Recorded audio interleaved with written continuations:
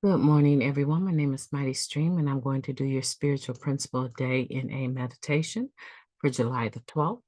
If you need to reach me, feel free to do so at recoveryofhope21@gmail.com or leave a comment down below. And as soon as I see it, I promise you, I will respond to you. Thanks for all of the love you guys are showing me. The meditation for today is entitled Responsibility versus Control. Finding the line between personal responsibility and willful control is a challenge. Living Clean, Chapter 4, Letting Ourselves Go. After years of willfully trying to control our lives, our moods, and other people to get what we want, we arrive in the rooms of NA and are told we must surrender every day and turn our will over to a higher power.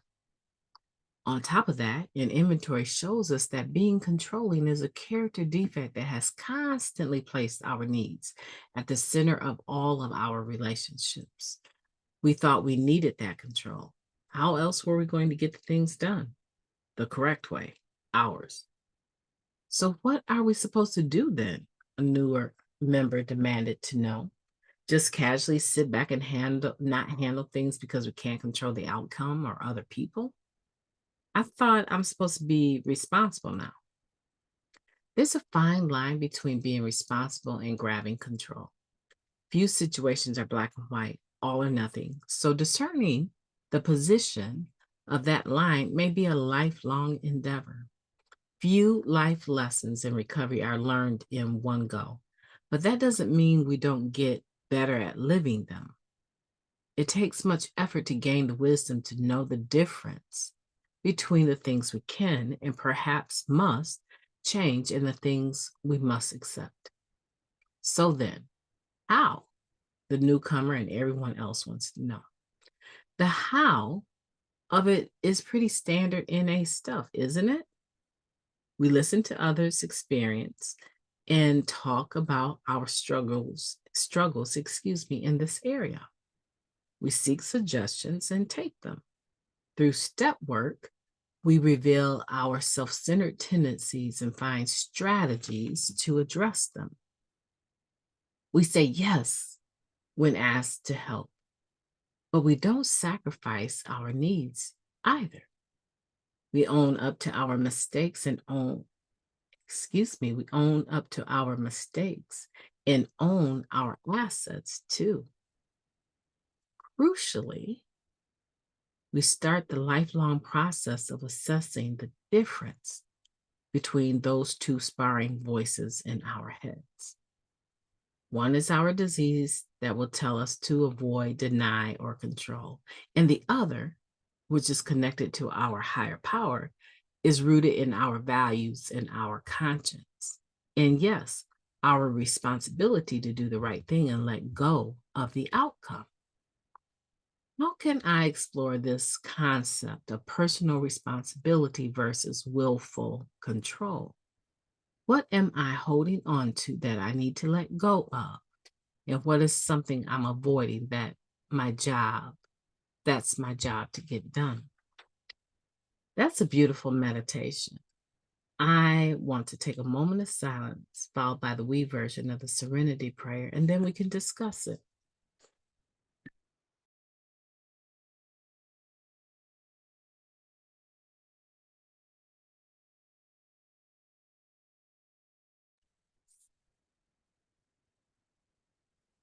God, grant us the serenity to accept the things that we cannot change, the courage to change the things that we can, and the wisdom to know the difference. So again, we're talking about responsibility versus control, the ability to have patience in a situation and be able to allow it to unfold in a natural way. It doesn't mean that we don't take action. We take action. We do the things that we know we're supposed to be doing. We don't try to force the outcome. We leave that to nature, right? And I can say nature. I can also say we leave it to God, but we want it to take a natural course, which is why I'm saying nature. We leave it to have the results that it's supposed to have. When I'm sharing, I would love for everyone to just, oh my goodness, that was such a beautiful share, but that doesn't happen.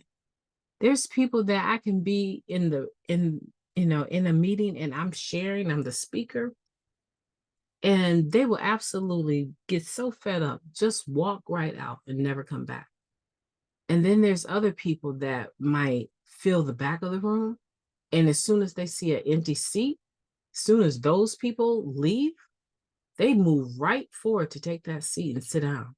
And they're one of the people in line when I'm done to give me a hug and say, man, I thought that was only my experience, but thank you for sharing. It must took a lot to be vulnerable like that. Share the truth like that. Wow, thank you. I don't feel alone anymore. I never thought I would actually hear my story, the exact same thing I went through as a child. Thank you, Mighty Stream. Huh. So I show up to do the share because I said that I would. I do the share, even though maybe I was stressed out, even trying to get to the place that I'm supposed to find to share. Maybe maybe, I don't know. I've had things happen to my vehicle just trying to get to the place that I'm trying to go. I've had to ask. One time I was supposed to share somewhere and I had a newcomer with me and my car broke down. And the newcomer had a cast on her leg. And I broke down and pulled over on the side of the highway with my flashers on, and a state trooper pulls up, and he and I are having a conversation. We're having a conversation. Like, I walk up to him. So I'm sure that was dangerous.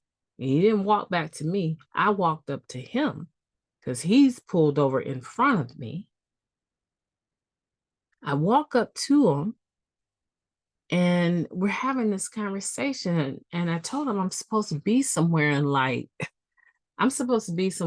than 30 minutes. I don't have a way to contact the people to let them know I'm not going to be able to make it.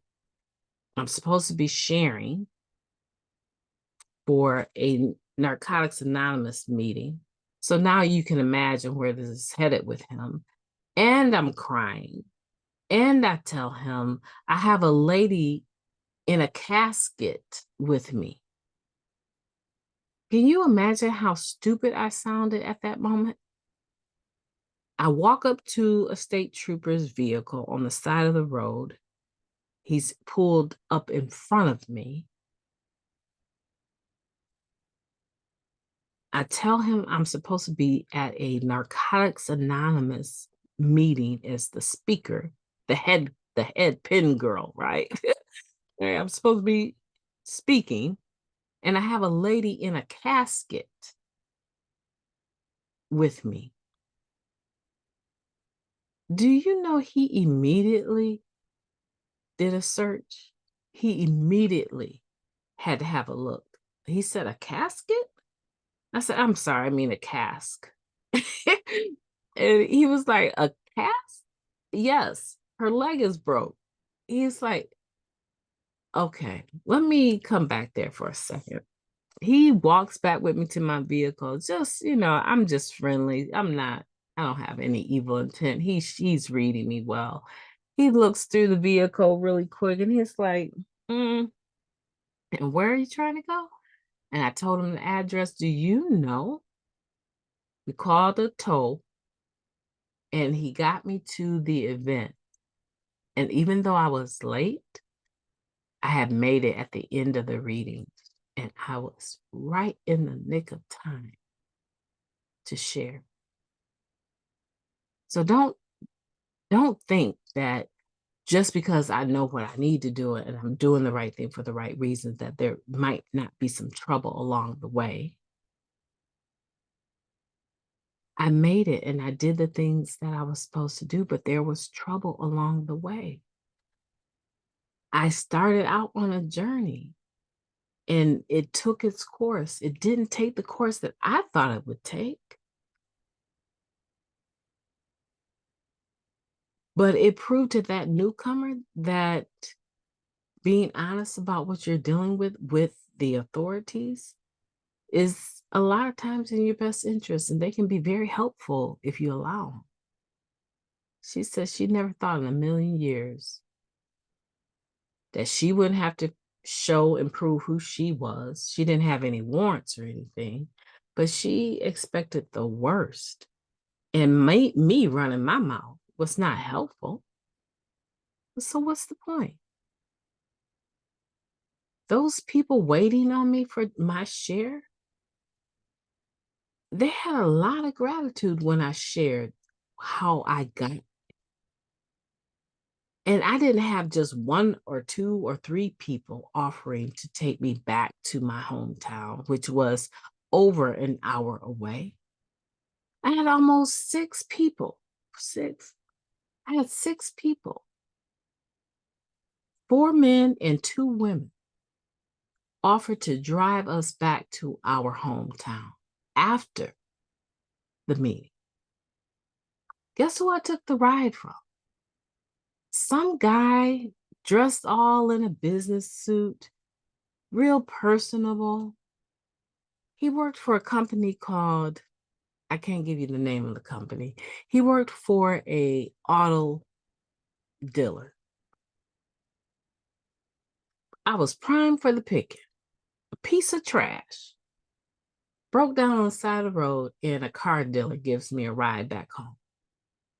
Do you know that car dealer sold me my next vehicle? And that vehicle was beautiful. Can you imagine? Can you imagine doing the right thing for the right reasons, trusting the outcome, even though I'm in the middle of it, the flick of it, not spouting off at the mouth, being honest, and it ended up beautifully. Not just that night being taken home, but the message was just right for everyone.